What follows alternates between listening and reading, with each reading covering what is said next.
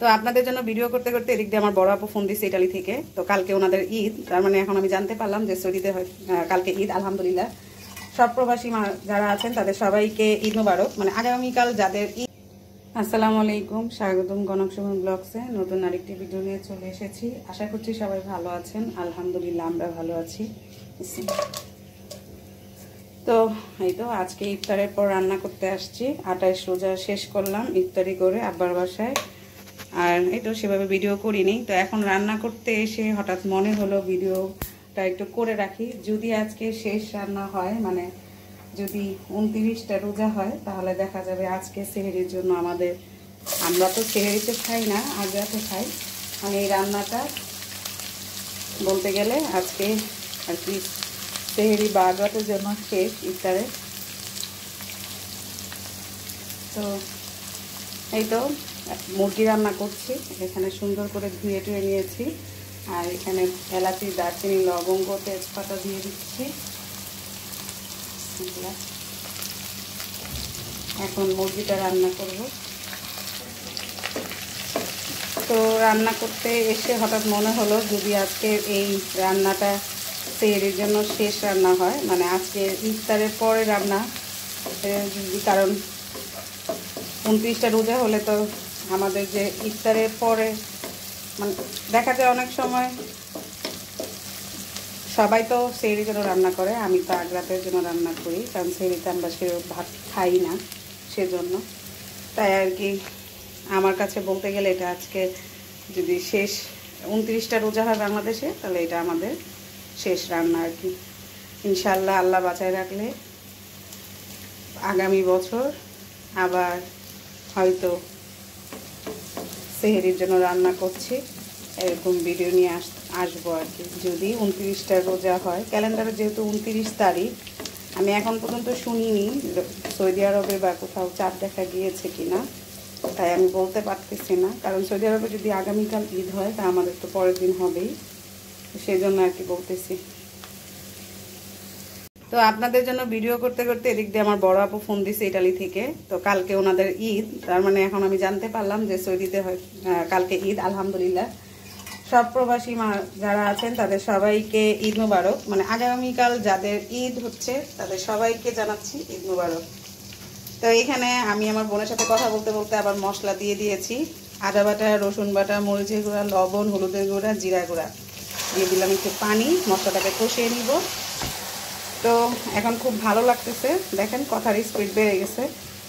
খুব খারাপও লাগতেছে, সেটা হলো এবার রহমতের মাস, বরকতময় মাসটা কিভাবে যে চলে গেল, এবং শরীরটা তেমন ভালো যায় নাই, মন মানসিকতাও ভালো যায় নাই, সব কিছু মিলে আর কি এবার যেন কেমন গেছে। তারপরও আলহামদুলিল্লাহ আশা রাখছি আগামী বছর ইনশাল্লাহ আল্লাহ যেন সব কিছু ভালো রাখে, এবং আমাদেরকে সব কিছু যেন আমরা যেন আবার আগামী বছর এই বরকতময় মাসটাকে পাই।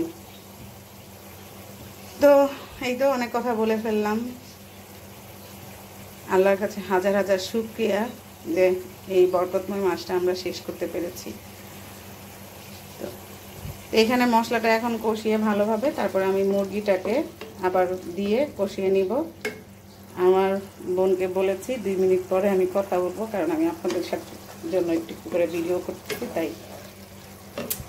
তো মশলাটা কষানো হোক, আপনাদের কার কেমন লাগছে অবশ্যই কিন্তু কমেন্টস করে জানাবেন। আর আবারও সবাইকে ঈদ মোবারক। তো মশলাটা ভালোভাবে কষানোর পরে যে মুরগিটা দিয়ে দিয়েছি, এখন মুরগিটা আমি ভালোভাবে কষিয়ে নিব। কষিয়ে তারপরে আমি পানি দিয়ে রান্না করে নিব। এখন কষানো হোক, আর এই তো বেশি কিছু রানবো না। আর আমি যে ভাত আছে গতকালকে ভাত খাওয়া হয়নি, আমি পরোটা করে খেয়েছি, কারণ আমার খুব পরোটা খেতে ইচ্ছে করতেছিল, তাই। তো সেই ভাতটা এখন হলুদ মরিচ দিয়ে ভেজে দিব, আর মুরগি ভুনা, আমি মুরগিটাকে ভুনা করবো, কোনো আলু টালু দিব। তো রান্নাটা হোক, তারপর আপনাদের সাথে শেয়ার করছি। তো এই তো এখানে কিন্তু মুরগিটা খুব সুন্দরভাবে আমার কষানো প্রায় হয়ে গেছে। এই যে দেখেন আমার খুব সুন্দরভাবে কষানো হয়েছে। তো এখন আমি একটু পানি দিব। আমি এরকমই ঝোল রাখবো, মানে এরকম ভুনা ভুনা করবো। তো জাস্ট একটু পানি দিয়ে এটাকে ভালো করে আবার একটু রান্না করে নেব। আর এদিকে আমি ভাতটা ভাজি করার জন্য কড়াই দিচ্ছি, দিয়ে দিলাম পেঁয়াজ কুচি, ভাতটা ভেজে নিব। এখানে একটু পানি দিয়ে দিব, জাস্ট মাংসটাকে একটু ভালোভাবে রান্না করার জন্য।